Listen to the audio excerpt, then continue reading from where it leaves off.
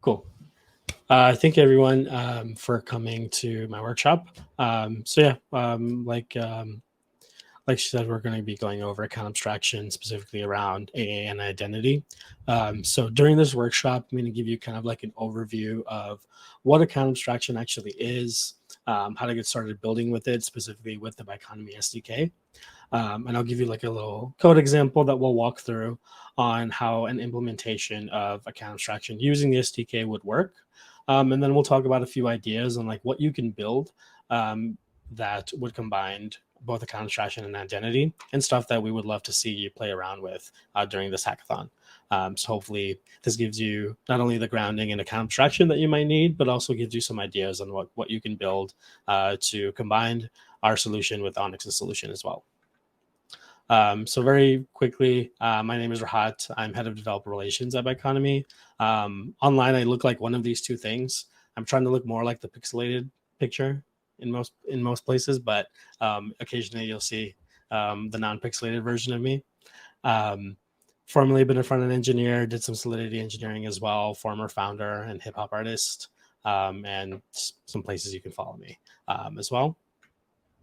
But wanted to just kind of like go over what is the current user experience of Web3 in general, right? First, you have this like fear of losing private keys, fear of losing your seed phrase. Right now, if you like onboard onto a wallet, you have to secure a bunch of words, a list of words that act as your seed phrase. That if anyone ever has those, you lose. Not you. Someone else just has access to your wallet, right? If you commit your private keys to GitHub, someone has access to your wallet, all of your funds. I actually had something like this happen to me. Like this, even if you're a Web3 native, it is still a real thing, a real like security issue, and a real problem that people face. There's a lot of complicated user UX to Web3, right? If you think about it right now, if I, as a brand new user of Web3 or of any dApp, in order for me to actually begin using a dApp, first thing I need to do is, like we mentioned, onboard onto a wallet. Next thing I need to do is go to an exchange and send some money to it so that I can convert it over to get some of the local currency of the network that I want to use it on, so I can pay for gas and actually start using the application, right? There are several friction points before someone can begin to think about using your product, about using your solution at all. They have to onboard onto this brand new way of using the internet, of interacting with applications. So what we want to do is try to remove a lot of these friction points, right? Remove these friction points that exist before someone can even use your app. And the last bit is paying too much gas fees. This is being solved a lot by a lot of the different L2s that now exist on top of Ethereum, and a lot of like alt L1s with like lower, gas fees and everything like that. But at the end of the day, no matter what, there is some form of gas fee you have to pay. No matter how low it gets, there's something there that doesn't eliminate all of the other steps that you have to go through before even getting started. So considering all of these different things, right? How can we actually improve the Web3 user experience? Specifically, how can we help people get onboarded onto Web3 a little bit more easily? And how can we get people using our products and solutions much faster? In comes account abstraction. So account abstraction, or ERC-4237, is a solution that kind of like goes through all of these different things and makes it easier for us to provide a better user experience for the end user. In a nutshell, account abstraction, you can view it as the ability to add arbitrary logic to the process of validating a transaction. So before a transaction is actually executed, before it is actually allowed to go through, or before we even send it to the EVM or anything like that, we want to add some additional logic to do things like, social logins to create an account, doing things like sponsoring gas on these transactions, or allowing users to pay for gas in different ways. These are all like arbitrary logic that we want to add before a transaction, just to make it easier for users to execute these transactions. Now, in the case of account abstraction, specifically around 437 and EVM chains, transactions are looked at a little bit differently. They're looked at under the lens of what are called user operations. So user operations are basically the new way of looking at transactions. User operations exist in an alternative mempool, which are all handled by a single entry point contract that eventually executes that user operation and becomes a transaction. So on every chain, there is a single entity called the entry point contract that handles all of these different validations. It handles all of the transactions that come from these user ops, goes through the full process. And we're going to go through like a little diagram that'll show you the full process there. So if it sounds confusing right now, just hold on for a second and we'll go through there. But all of these things, they're achieved with what are called smart accounts or smart contract wallets. These are just wallets that are secured by code instead of the ECDSA. So right now, if you like think about your regular wallets, your what are called EOAs or externally owned accounts, these are all secured by the ECDSA. You sign using this one algorithm. When wallets are secured by code, you then open up the ability to sign with other types of signature algorithms. So that opens it up your you being able to do transactions in different ways. Like imagine being able to use passkeys from your mobile device, like using your biometrics to like sign for transactions and having them go through instead of like a wallet pop up or something like that, right? Like there's different ways for us to create new user experiences thanks to the wallet being secured by code. This allows for the additional types of authentication, and at the end of the day, you just want to ask yourself, how do I want to authenticate a transaction? AA can probably help you find an answer to that. So let's look at the full flow of like how this works. So in the green box, this just is representative of a smart account, a smart contract wallet, right? This is where your transactions initiate from, just like it would come from like a regular wallet. Now, instead of a transaction, like I mentioned, everything comes into this user op mempool and this cloud. The user op mempool contains all of these user ops, but the user ops all have the same exact type of data that you need to actually execute a regular EVM transactions. So it has, your call data, signatures, your nonce, your gas limits, and everything like that. But it has a few additional pieces of information.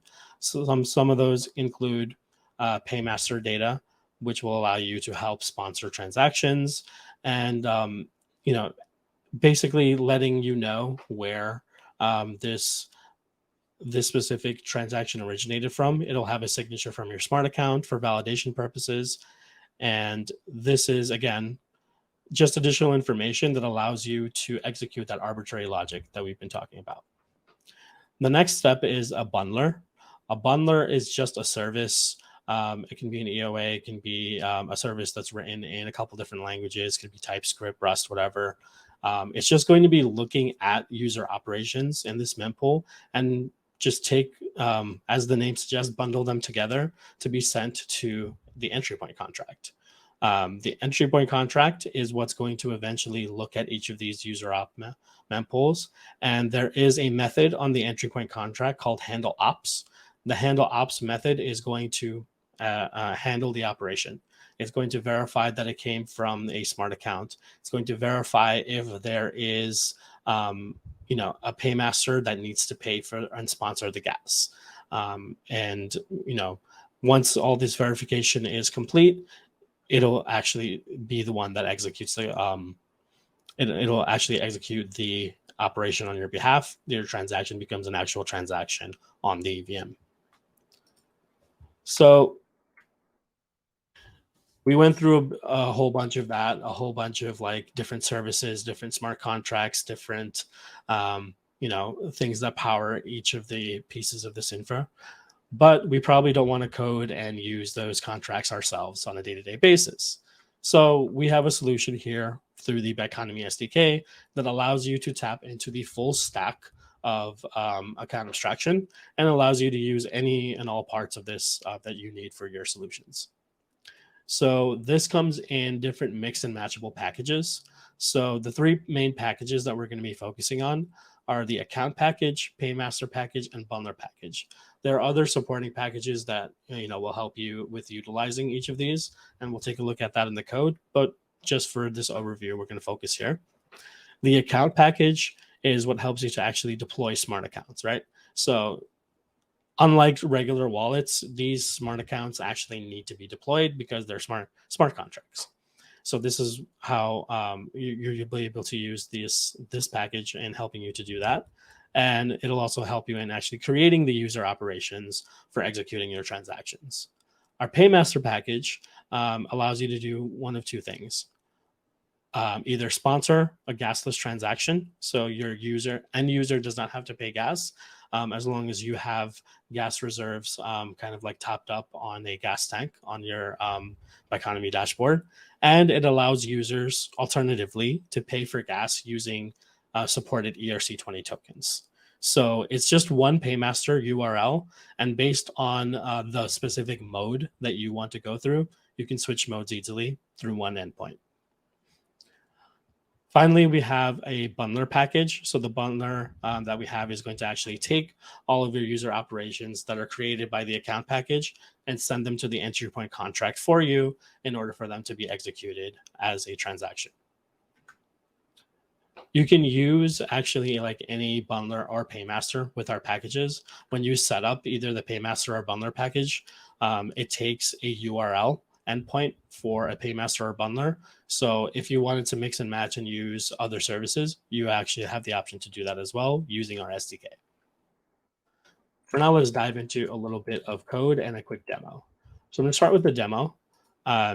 So this is a demo that I did of a completely like gasless free NFT mint on the Base blockchain. This is all on Base Girly.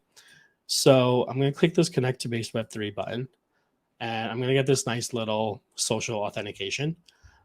So this is going to be actually from the perspective of a user who has never used Web3 before. I don't have a wallet. I don't have any funds to actually transact. I'm just coming in blindly trying this out. So Particle Auth is one of our social login provider partners, and I'll be showing you how to actually set this up. But I'm going to go ahead and log in for the first, well, not for the first time. I'll pretend it's the first time. But I'm going to put in an email here. It's called feel free to spam rahat@gmail.com. I use this specifically for these type of workshops. I'm going to hit send code. I'm going to get that code. It's like a one-time password kind of deal. One moment while that comes through. Okay. Here it is. So I was just emailed a code, a one-time login that I could use. So that's 787263. Hit confirm. Cool. So now, as a brand new user, I logged in using my email address, right? I got a one-time password to log in, and I now have this address, the smart account address. This is an actual Ethereum address. I can start using it, but I didn't have to actually onboard onto a wallet. I didn't have to worry about seed phrases. I used something that was familiar to me, logging in with email with a one-time password. I'm going to hit this mint NFT button.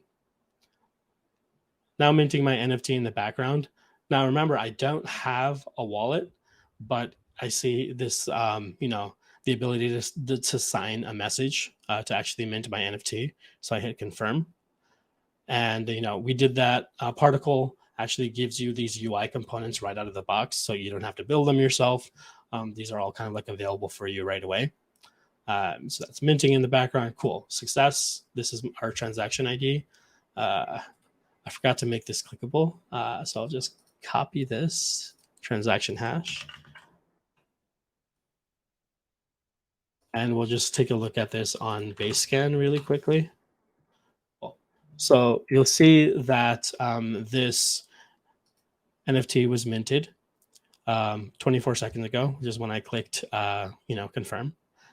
This is one with the token ID of 30. You'll see the NFT contract here.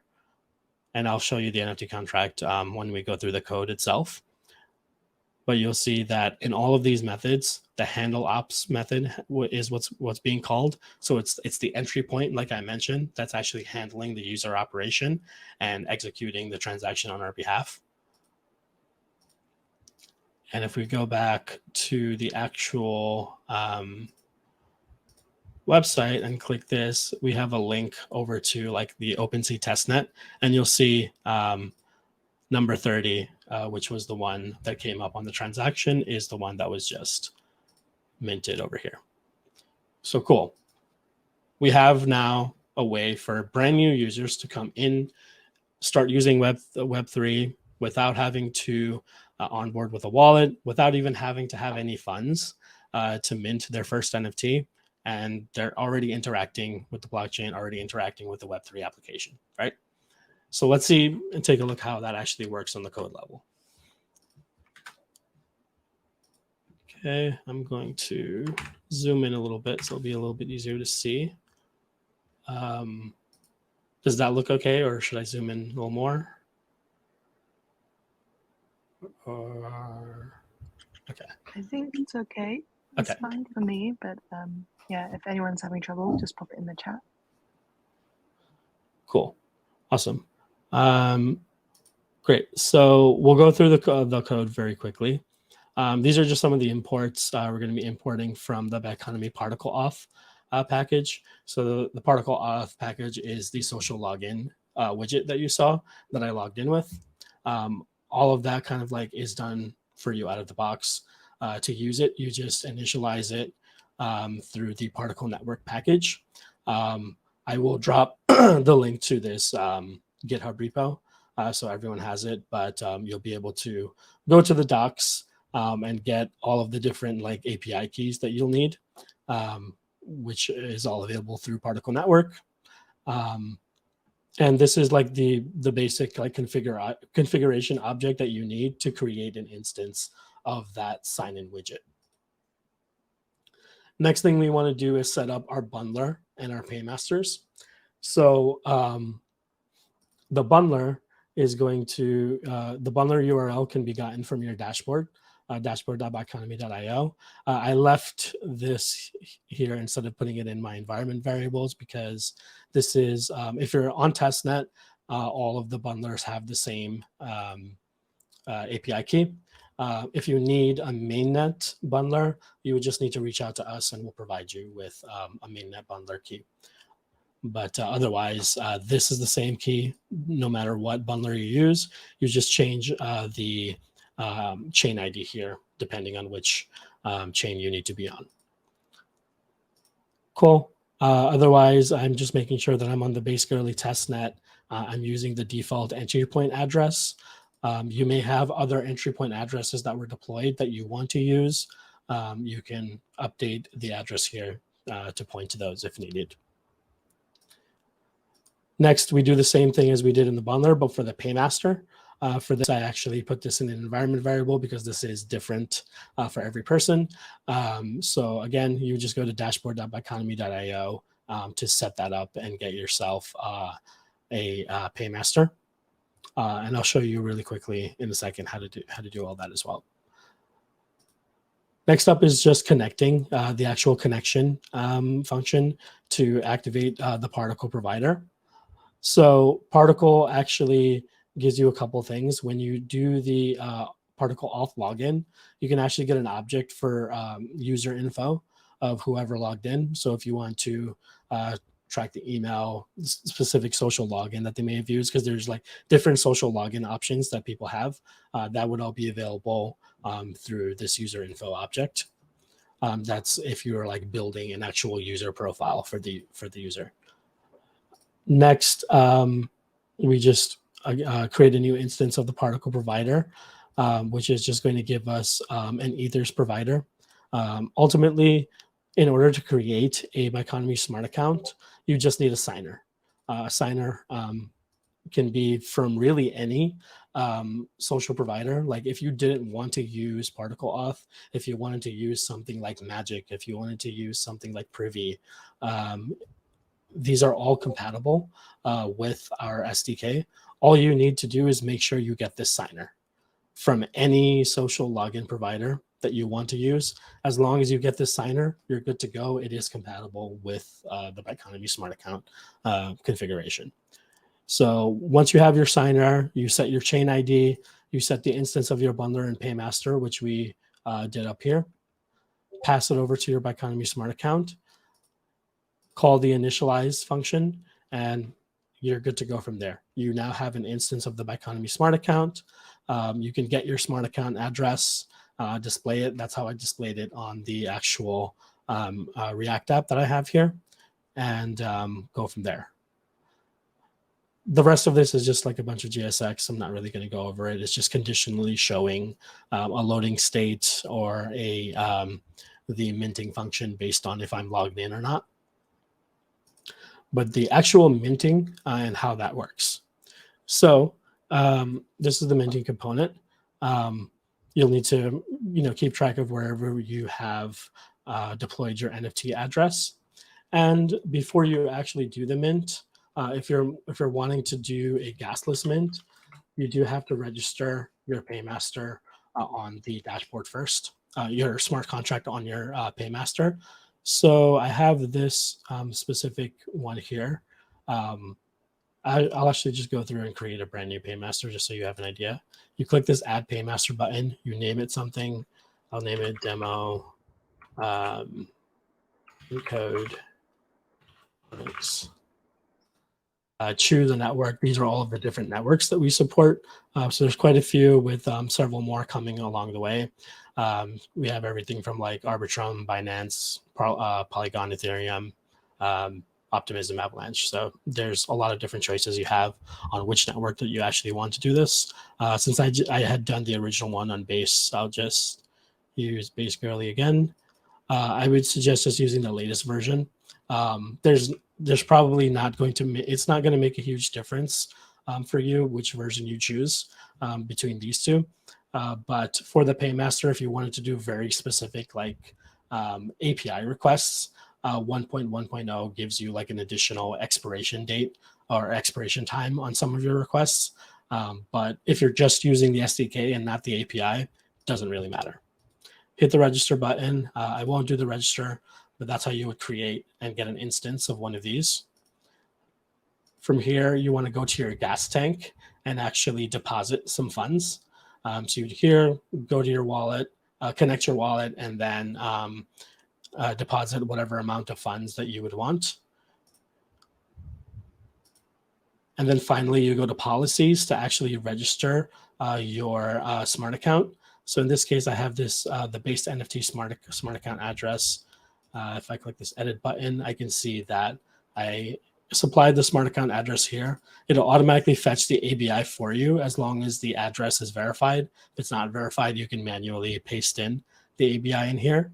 And then you choose specific write methods that you want to sponsor, right? So let's say I only want people to have a gasless experience if they click the Safe Mint function. That's why I click Safe Mint. This is the only write method that is eligible to be sponsored. If I want to sponsor other types, I can do that as well. So now coming back to the actual mint, these are just some typings for the props, but the actual handle mint function, we create a connection to the actual contract. This is similar to how you do it regularly in Ethers. You provide the NFT address, ABI, and the provider that we got in the index file. This is just for like a little pop-up to show you that it's minting. But the main thing that you want to look at here is that when you're going to execute this transaction, you want to use this populate transaction function that is part of the Ethers documentation. This will basically help you to construct a raw transaction object for your SafeMint function, because you don't want to just execute the transaction right away. We just want the raw signed version of it. So we do populate transaction dot whatever the method name is. In this case, it was SafeMint for this specific address. and I just provide an address that the NFT would be minted to. In this case, it's just the address that I'm keeping track of in with whoever's logged in. Now I need to create a transaction object. The to value is just going to be to the NFT address. That's what I'm interacting with. The data is going to be the data value from this raw transaction that I'm creating. And then I have to construct my user operation. So the user operation is constructed using this build user op function that is attached to your smart account. And this just takes an array of transactions. And the cool thing is, since it takes an array of transactions, you could actually put in multiple transactions here. So if I wanted to just for whatever reason mint 3 NFTs at one time, I actually have the option to do that within one click.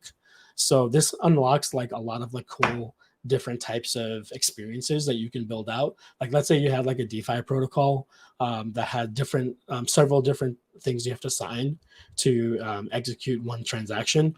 For example, if I'm using Uniswap and I need to approve and swap a brand new token, I can do that in one click rather than having to click a pop-up twice to actually approve and then swap. So this is a very cool way of like unlocking one-click user experiences, which is one of our bounties. This is how you would unlock an experience like that. So that is building your actual user op. And then finally, when you build your user op, you have the option to just send the user op to the bundler right away without going through the paymaster. If you do that, then the user has to pay for the transaction themselves. In this case, since we want it to be a gasless transaction, we're going to get this paymaster service data, which just is a API request to our paymaster. We select a specific mode. In this case, I want it to be sponsored. I can also flip the mode to be ERC20 and allow the user to pay for gas in specific ERC20 tokens if I wanted to. We have some documentation on that if you want to look at that specific experience. But we'll just stick to, for this purpose, the sponsored route. You'll get a response.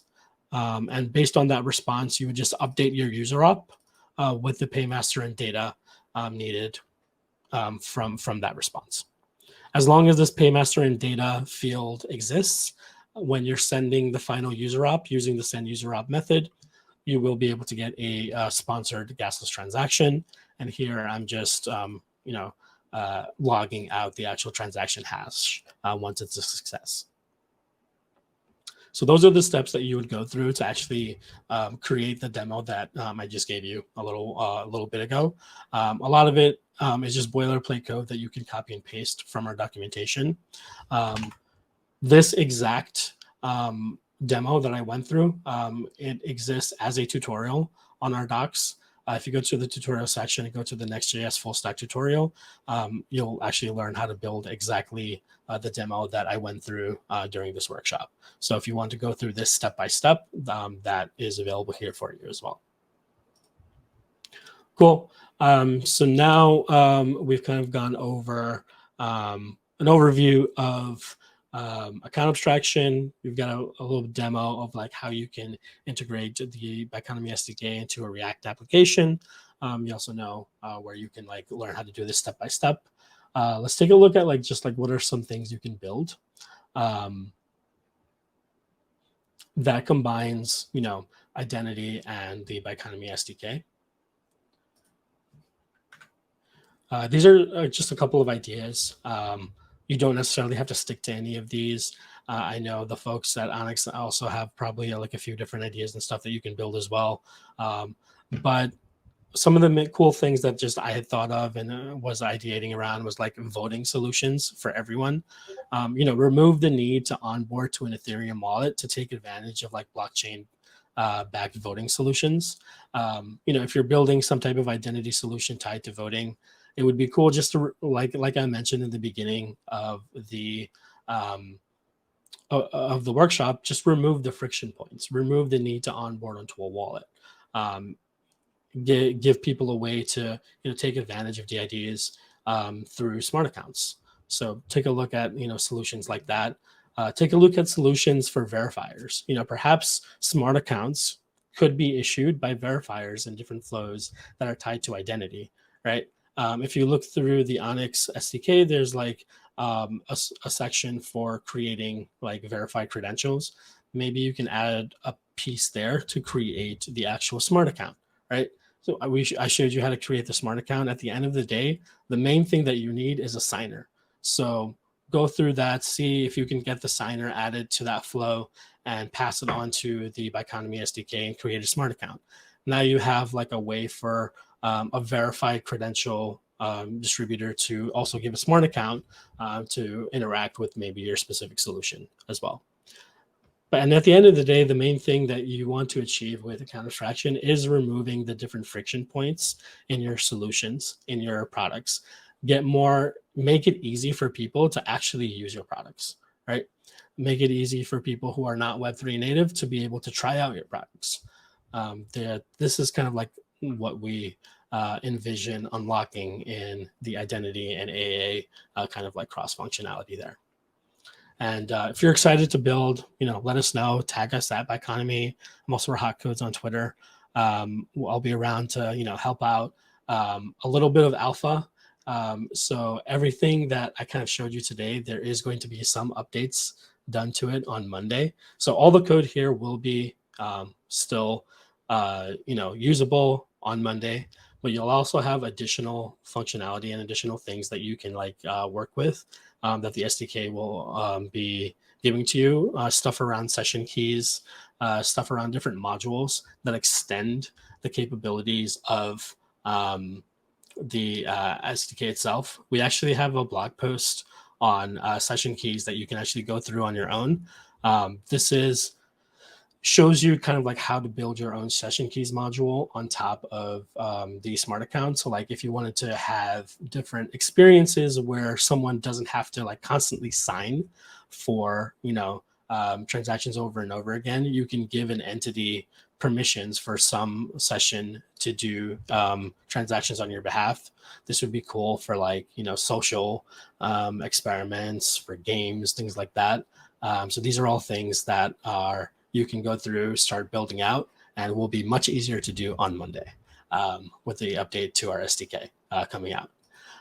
So that will also be updated in our documentation. So keep an eye on docs.biconomy.io for any of that stuff as well.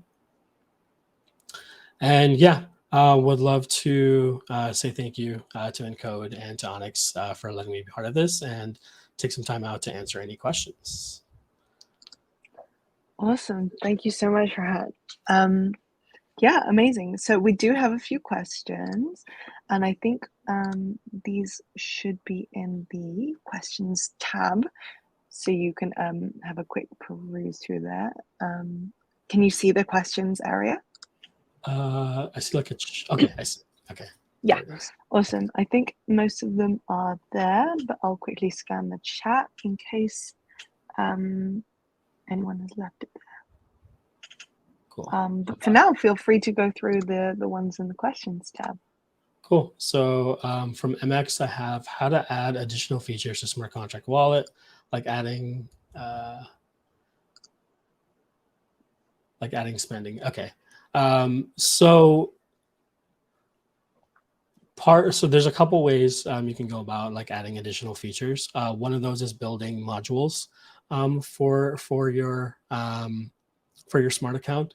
So that's a little bit on what I'd mentioned with stuff like session keys. Session keys is one single type of module that you can add to the SDK. With the updates to the SDK coming out on Monday, you would be able to actually build out your own custom modules that can do things like having certain I guess maybe you're asking about spending limits. I'm not sure if that's what you're getting at. But other than modules, we also are going to have limits and that type of thing added to the dashboard. That specifically is not live yet, but will be live hopefully in the coming weeks. We'll go to the next one from Fred. Is it possible to customize the particle auth UIs for login and also for signing transactions. For instance, replace the particle auth logo and the pop-up for your own identity logo colors. So if you're using the particle auth login specifically, you would be using their UI widget. But if you want to create like your own kind of like experience there, I would recommend like using a social login provider directly. So let's say there's something like Magic or Privy or Web3 Auth, right? They have solutions for you to build out your own like login pop-ups with your own, logos and everything, customizable. And the main thing, like I mentioned before, but I'll just like quickly show this again. The main thing that you need from any of these social login providers to create a Biconomy Smart account is the signer. So as long as you can export the signer from whatever those solutions are, it could be any of the solutions I mentioned, you're good to go. You can create your own, pop-ups, your own kind of like experiences there using any solution that may be easier for you to use. Hopefully that answers your question. Cool. From Jose, how do we get access to the private key of the Ethereum account created after login? So this was actually a little bit hard for me to wrap my head around at first as well, but the smart account that's created at that point does not have a private key. It has an owner. So that smart account, which is, again, not like a traditional wallet that is, secured by the ECDSA. It is secured by code. In the code, there is an owner of that smart account, and that is the EOA that is generated by Particle or by your MetaMask wallet, like whatever the signer is in this instance here. This EOA is the owner of your smart account. So that's where like that owner is who like decides like, is this a transaction that needs to go through and is signing for your smart account, right? Post Monday, we're going to have ability to create smart accounts without the signer. So you would have like other types of like where the owner is not fully tracked and is not part. It's called like a stateless account there, but essentially there is no private key for that smart account. It is associated to an EOA. Cool. I think a couple more questions came up. Okay. Yep. Let's see. I'll go from the top from T. Is there any notification functionality built into Biconomy when your gas tank is running low or after certain actions happens?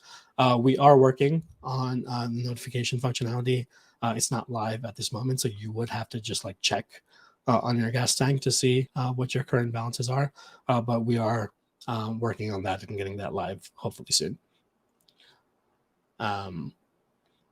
So Jamaru's asked, is the signer created by Particle or Biconomy?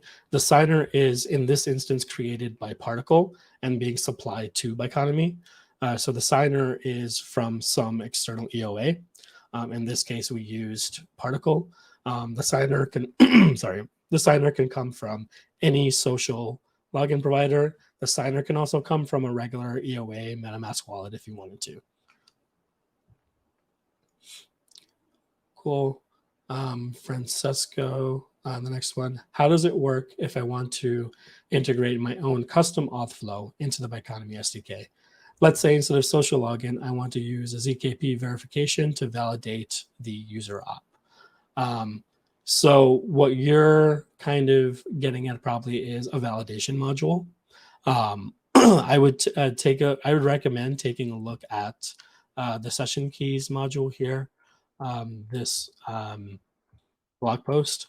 Although it's about session keys and not quite about validation modules, this is a way to validate transactions. So it'll give you an idea of how to like build a module that can do some arbitrary logic that has like a ZK proof verification. In another hackathon that we'd participated in, there was a group that actually, when user ops were being sent to a paymaster, they used a ZK proof to verify that this person was part of like a specific DAO. And that was done through our webhooks feature.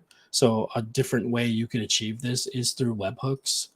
So if you go on our API references in our dashboard and webhook API, you can actually learn more about that on like how you can like add additional validation logic there. So if you wanted to add your own kind of like ZK proof validation before executing a transaction, that could be a way to do that. Cool. Cool. I think Jose has come up with another one near the top. Okay. Cool. So we always need to sign in with the same auth method to access our tokens. So one specific auth method is tied to one smart account, right? So if you want to log into that same smart account, you would have to use the same authentication method. So if I signed in with my email address and did like that one-time password thing, but then later I signed in with my email address, but through Google authentication, like let's say, that would technically be separate ways of like authenticating, and it would create a different smart account address. So if you want to access the same one, you have to use the same authentication method.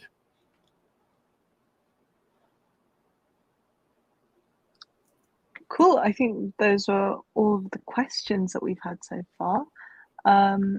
Anyone in the audience, if you have any questions left, please either get them in now quickly, or just let us know, I think, in the Discord, and we'll be able to pass on those questions.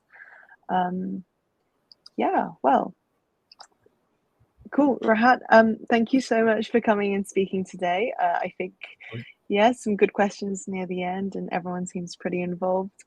Who was it in the chat who said they were definitely going to be using Biconomy now? Fred. Fred, yeah, Yes. going to be using Biconomy SDK for sure. We love the enthusiasm. But yeah, okay, so, oh, and Moses is typing. Hello, Moses. Okay, so that's, I think, pretty much it for this session, unless you guys want to stick around and chat some more, but otherwise we'll give you your time back. Just a couple of housekeeping things. With our next workshop will be actually in about 45 minutes with Magic. So if you guys are ready for that. Oh, Francesca has another question, but I'll just quickly finish my sentence. If you guys are coming along to that, yeah, feel free to take a quick break, and then I'll see you in 45 minutes. And also, if you're looking to build a project, please book a call with me so that I can get to meet you properly in person, or one-to-one online, and we can just chat a little bit more about your project. But I guess we'll quickly hand back over to Rahat to answer Francesco's last question. Cool. Yeah, so Francesca asks, what if I am an auth provider and want to be integrated into the Biconomy SDK? So moving forward, the way we're actually going to be doing something like that is we're going to be adding it to our documentation. So let's say, for example, Angela mentioned Magic is coming up next with a workshop. Once you learn how to do your authentication with Magic, again, as long as you get the signer, it's already compatible. So because we're compatible at that level of just give us a signer and you're good to go. We would just add that into the documentation if that's something users would want to have easily accessible. Magic is something I'm going to be adding to the docs, so you'll probably see that in the coming few days. Awesome, thank you so much. And Francesca, I hope that answers your question well. Awesome. Thank you all so much. Yep. Cool. Thanks for your messages in the chat, everyone. And yeah, I guess I'll see you all later in about 40 minutes now. But Rahat, thank you so much for coming and speaking today. And I think that was really, really fun and engaging. Cool. Everyone else, I'll see you later. Thank you. Bye. Thank you all.